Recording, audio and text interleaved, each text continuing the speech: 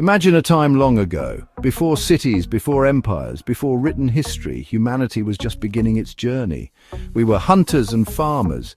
You might have a fine collection of sharp flint arrowheads. Your neighbor might have a surplus of delicious ripe berries. You need food and she needs a way to hunt. So you trade. This is called barter. It is the simplest form of exchange, a direct swap of goods or services. It's a very personal, very human interaction.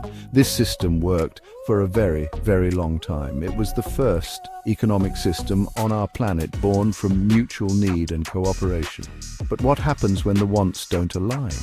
The berry farmer might not need your arrowheads. Perhaps she already has plenty. Or maybe you think 3 of your expertly crafted arrowheads are worth more than a single basket of her berries.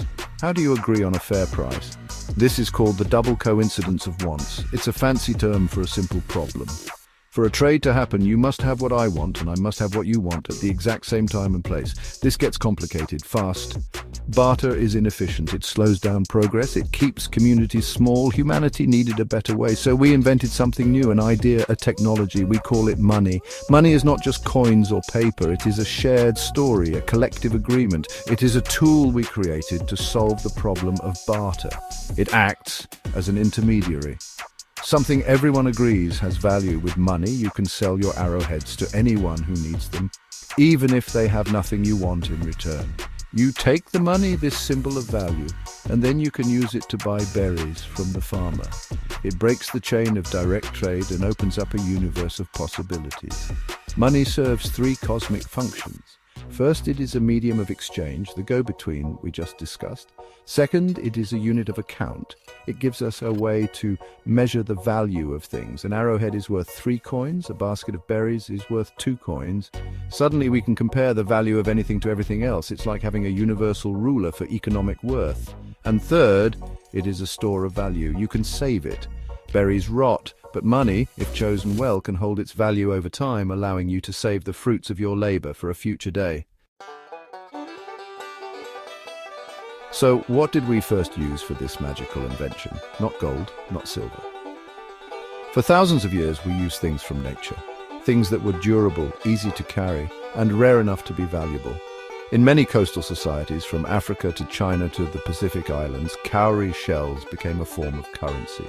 They were beautiful, hard to counterfeit, and small enough to carry in a pouch. On the island of Yap, people used giant stone discs called rye stones.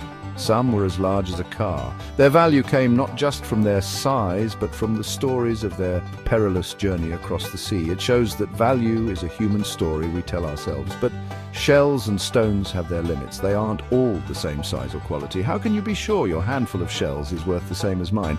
And carrying giant stones is not practical for everyday shopping. Humanity needed something more standardized, something divisible. We turned to the elements forged in the hearts of dying stars, metals. We began using lumps of gold, silver and copper. These metals were rare, they didn't rust, and you could melt them down and stamp them. They were universally desired for their beauty and utility, making them an excellent candidate for money across different cultures. Around 2,600 years ago, in a kingdom called Lydia in modern-day Turkey, a brilliant idea took hold. Instead of weighing messy lumps of metal for every transaction, why not create standardized pieces? The king of Lydia began to mint the first coins. They were made from a natural alloy of gold and silver called electrum. Each coin was stamped with an emblem, a lion's head, which was the king's guarantee of its weight and purity. This was a revolution. Now, trade was faster and fairer. You no longer needed a set of scales to buy bread. You just needed to count the coins. This idea spread across the cosmos of human civilization like wildfire. The Greeks, the Romans, the Persians, the Chinese, they all began minting their own coins. Coins became symbols of power and identity. They carried the faces of emperors and gods, spreading art and propaganda across vast empires. They connected people who would never meet, allowing a Roman farmer to buy spices that had traveled thousands of miles on the Silk Road from China. Coins were more than just money. They were bits of portable, durable history connecting the ancient world in a vast, intricate economic web. Carrying around a heavy sack of gold and silver coins is not always convenient. It is certainly not safe.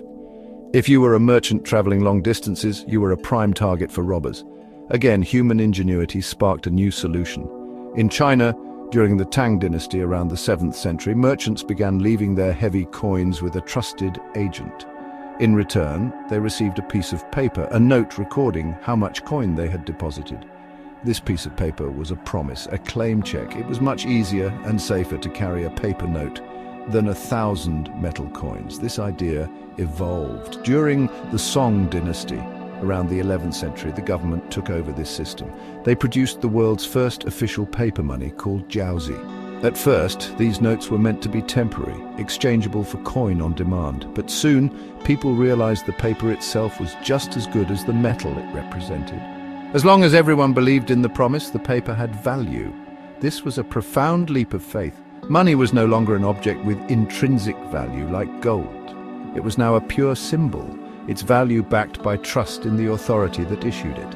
In Europe, a similar story unfolded, but with a different cast of characters. Goldsmiths, who already had secure vaults to store their precious metals, began offering to store the gold of wealthy citizens for a fee. Like the agents in China, they gave out paper receipts for the gold on deposit. Soon, people began trading these paper receipts directly, instead of going through the trouble of withdrawing the gold. These goldsmiths were the early bankers. They quickly realized that not everyone would come to claim their gold at the same time. This was a critical insight.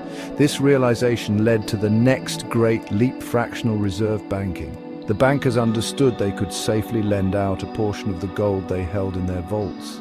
They could issue more paper notes than they had gold to back them up, charging interest on these loans and creating new money in the process. This system supercharged economic growth. It allowed people to borrow money to start businesses, build homes, and invest in new ideas. Banks became the heart of the economy, pumping money or credit through the system just as a biological heart pumps blood through the body, nourishing the entire organism.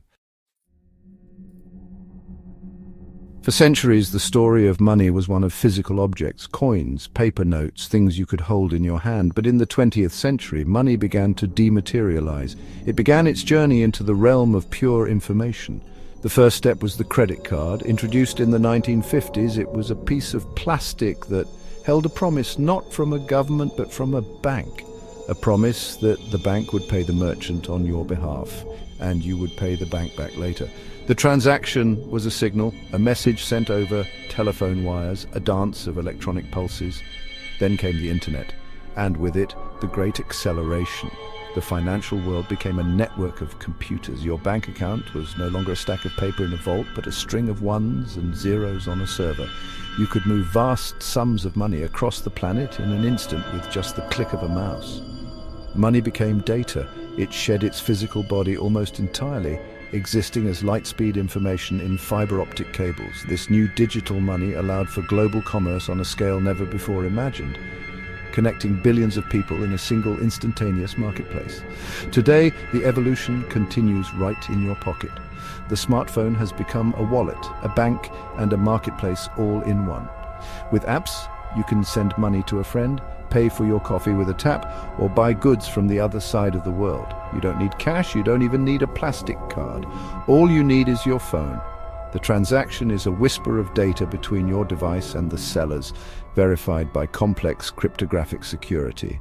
Money is now more convenient, more accessible, and more integrated into our lives than ever before in human history. And what of the future? We stand at the edge of another great transformation. Cryptocurrencies like Bitcoin propose a radical new idea, a form of money that is not controlled by any government or bank. It is decentralized, secured by a global network of computers and the laws of mathematics. It is a new kind of shared story, a new form of trust. Will this be the next chapter in our cosmic journey? From barter to Bitcoin, the story of money is the story of us. It is a story of human ingenuity, our endless quest to find better ways to cooperate, to trade, and to build our shared future among the stars.